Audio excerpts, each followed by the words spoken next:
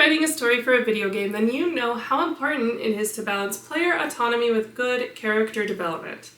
But it's tricky, right? How do you find that balance when it feels like your protagonists can't make their own decisions? Today, I'm going to tell you exactly how to do that, and the first thing that we need to do is to establish terms. I don't know about you, but sometimes I tell myself that I know what something means, and I never actually look it up. And then when I look it up, it means something totally different than what I thought it did. So I'm just going to go over the terms for the video so that they make sense. Now, player autonomy is the freedom that allows players to make decisions as they move throughout the story and the game. Character development refers to the character arc that you design for each character. This will be different depending on whether you're writing your protagonist, your antagonist, or your side characters. And the first character that you really need to flesh out before anything else is your main character. So whenever I'm writing my character arcs, I like to start from the beginning. This was actually something that my husband taught me, and it's a rule of thumb that I absolutely live by,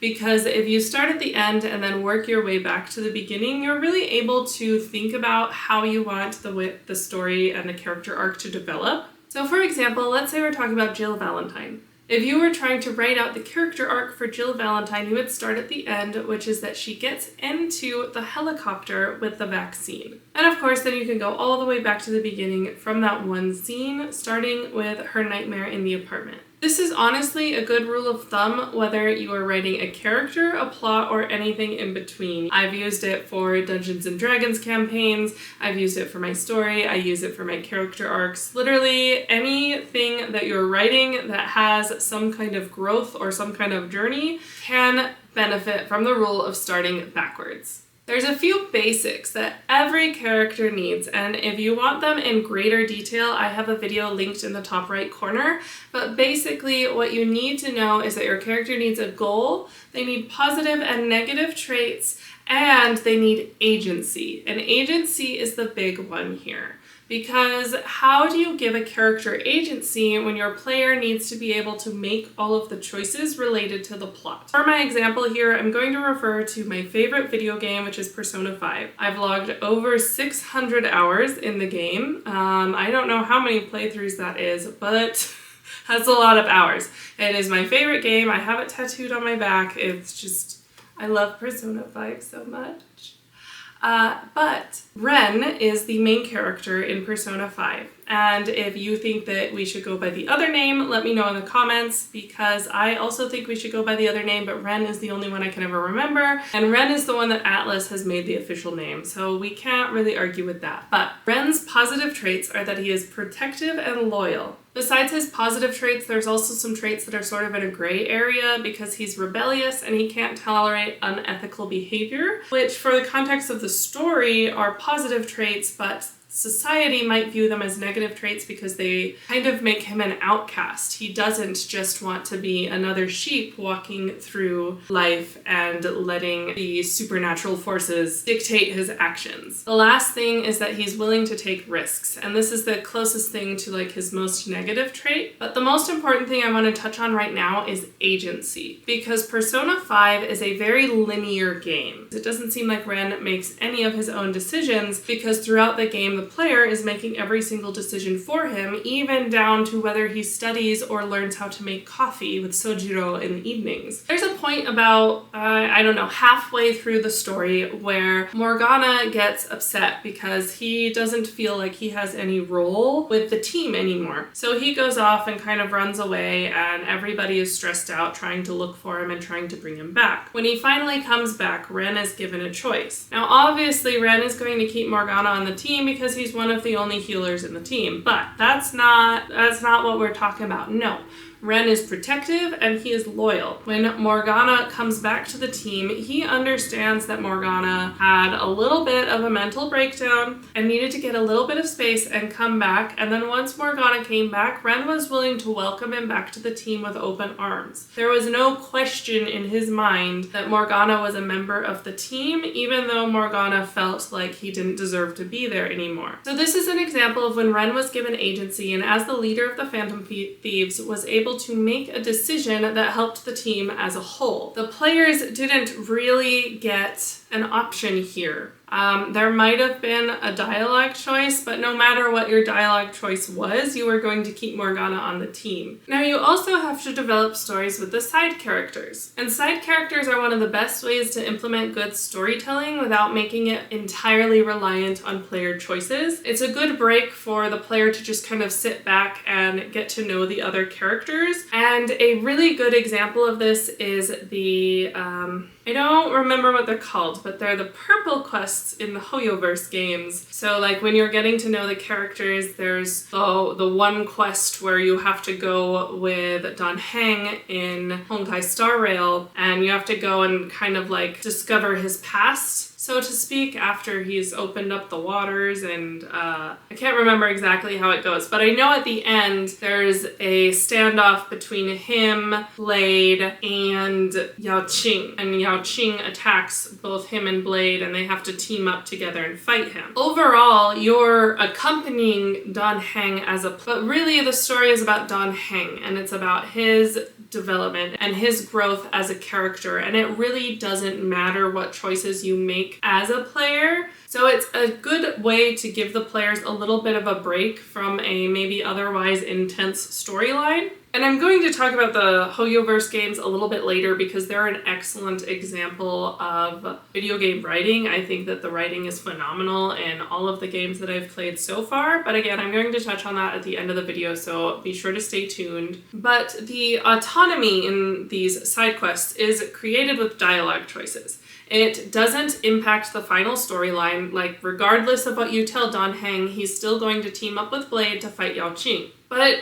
it makes you feel like you're doing something as a player. So you still want to give choices even when you're doing these side quests that maybe don't totally have anything to do with the story and your choices don't really matter. It's still important to let players feel like they have autonomy. The other thing that you can do to make it feel like your players' choices matter is make it so that those side characters, when you offer them the dialogue choices, those dialogue choices can lead to certain decisions by the side characters later on. And the best example I can think of this is from Stardew Valley, and to be honest, this is probably seen more in cozy games like that than in other genres. But in Stardew Valley, depending on what choice you make at the beginning of certain characters' like romance or friendship lines, that influences what their final quest looks like. For example, Sam asks you what kind of music you like, and at the end of it, when he throws a concert, it turns out that the music he's playing is the music that you told him that you like. And it's the same with Elliot. I told Elliot that I liked romance novels, and Elliot ended up writing a romance novel. It makes the players feel like they matter, even though those decisions don't change the overall story of the side character. But the most important thing to keep in mind is that no matter what you do, you cannot take autonomy away from the player. That is just going to lead to a bad time. You'll get negative reviews, people won't enjoy your story, and they're not going to feel satisfied playing it. It's not going to give them that freedom that role-playing games allow. So, for example, if they make a dumb decision, then you need to punish them for it. Now, dumb decisions and punishments are ultimately genre dependent. If you're writing a cozy game, you are not going to want to punish your players in the same way that you would punish them for a horror game. If you look at the Dark Pictures anthologies, your choices do matter. Like, you can kill Jessica in the first, 30 minutes of playing, oh gosh, what's the name of it? It's the Wendigo one. Until Dawn. You can kill Jessica within 30 minutes of starting Until Dawn if you just make the wrong decision. But that's a horror game. The whole point of it is that your choices matter, and if you make the wrong decision, your players are going to die. That's just what's going to happen. If you're writing a genre that you don't want to have such severe punishments like that, then don't give your players the opportunity to make dumb decisions. Alternatively, make the dumb decisions that they make be kind of funny. I remember in one of my playthroughs with Persona 5, I wasn't really thinking about it, and I named him Ass Panda. And ultimately what happened is that instead of all of my friends calling me Panda, they all called me Ass, because they went from the surname basis that is traditional in Japanese culture to the informal friendship name, which is the first name, which just happened to be Ass. And I just went with it. I thought it was very funny when all of a sudden Aunt Kamaki started calling me Ass.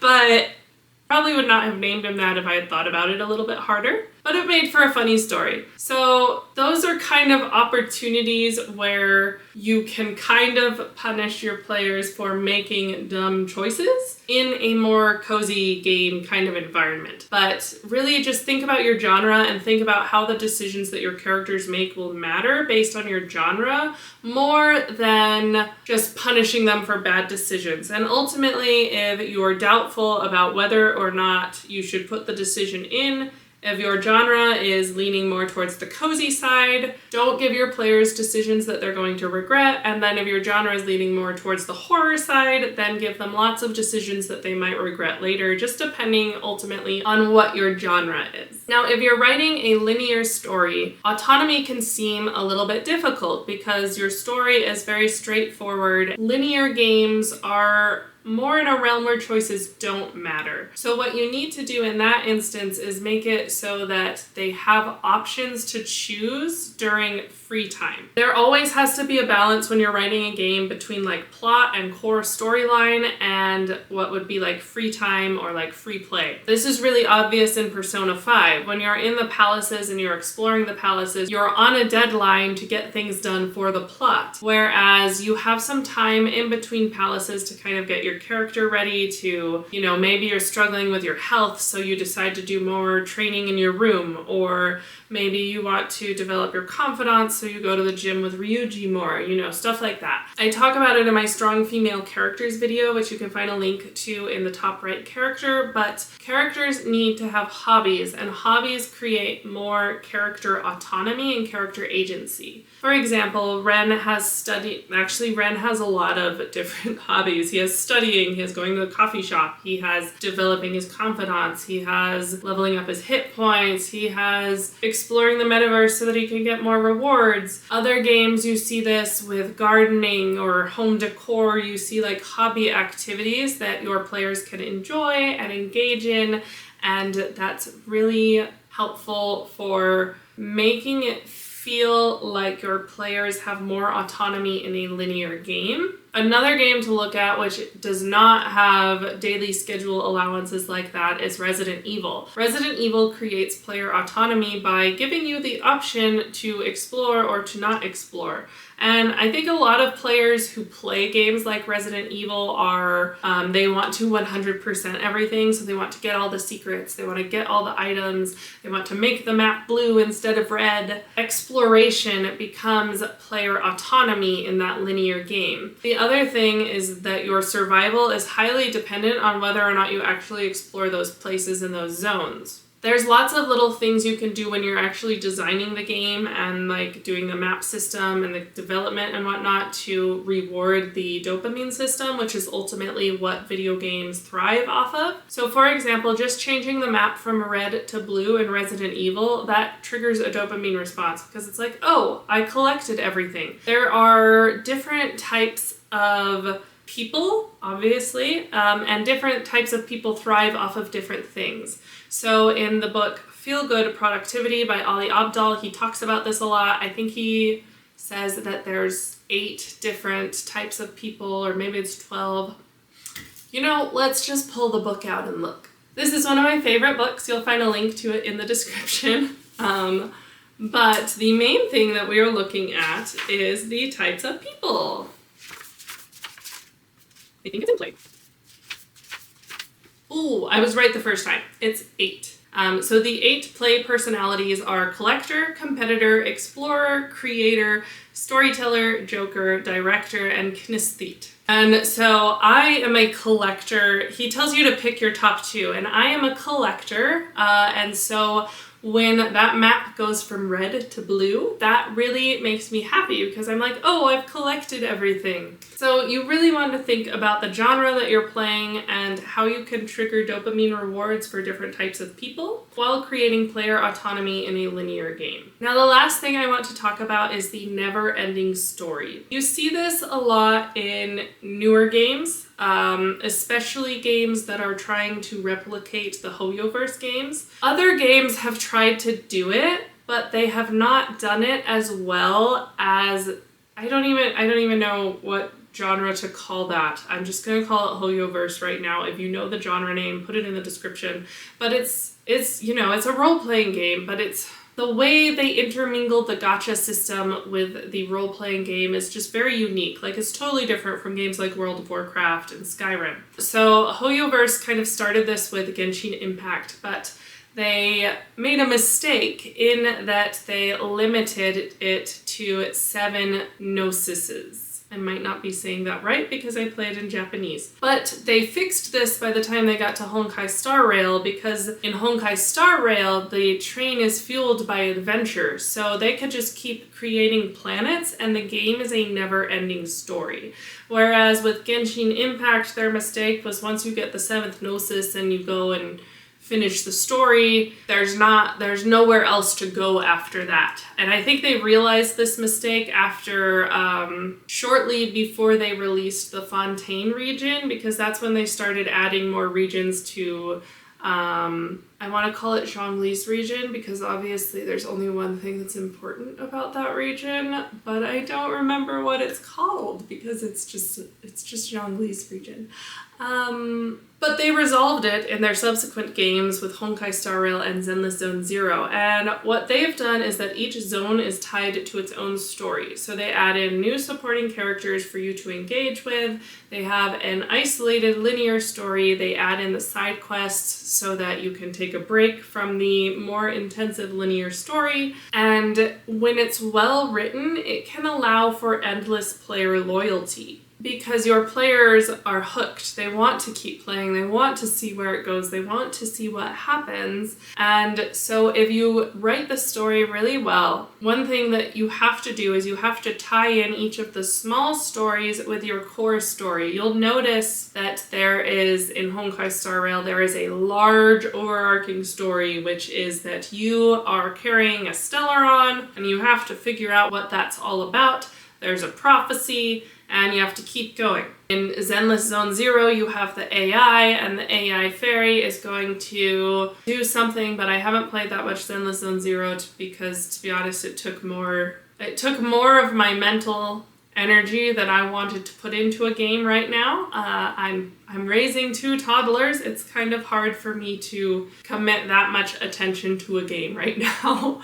You have this very unique AI and you have to figure out what it wants, essentially. But then each of the different hollows has its own story. Each of the different planets that the Star Rail goes to has its own story, and you get to engage with them in each story, but it's all tied back to whatever the original story was. I feel like that was a little convoluted, and that's because I got sidetracked, and I apologize for that. Hopefully it made sense. If you have questions, leave them in the comments, please. Please tell me what your favorite part was. Let me know if you have any questions, and if you liked this topic, like this video. If I get 5 likes, I will make another video like it. And if you want to master writing strong female characters, then you want to avoid writing strong female characters. So I'm going to tell you exactly how to do that in the link on the screen, so be sure to click it, and I will see you over there.